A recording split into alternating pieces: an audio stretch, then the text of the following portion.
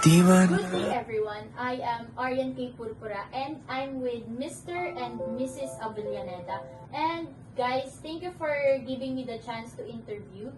So, let's begin.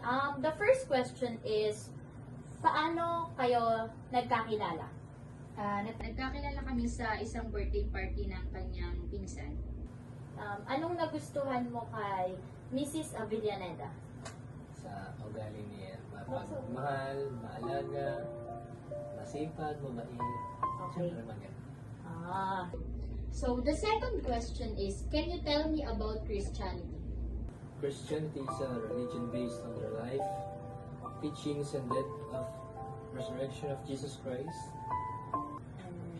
So the next one is, why did you choose to be a Christian and what belief and practice do you adhere to?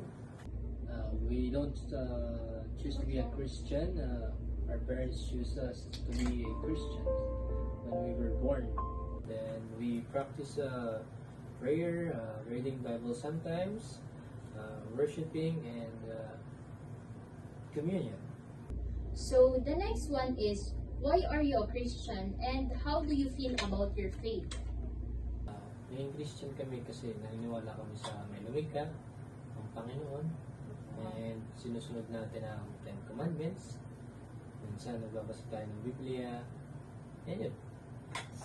Thank you po. So the last one is, how do you practice Christianity in your everyday life as a wife? Sinisimulan namin ito sa pagmamahal at pasasalamat sa Diyos dahil binigyan kami ng isang magandang anak at mabait. At syempre, tinuturo rin namin sa kanya na kilalanin ng Diyos. Okay, thank you so much po. Marriage is not only about love and feelings, it's about putting God at the center. Ngunit sa huli, palagi babalik pa rin sa yakap mo hanggang sa huli.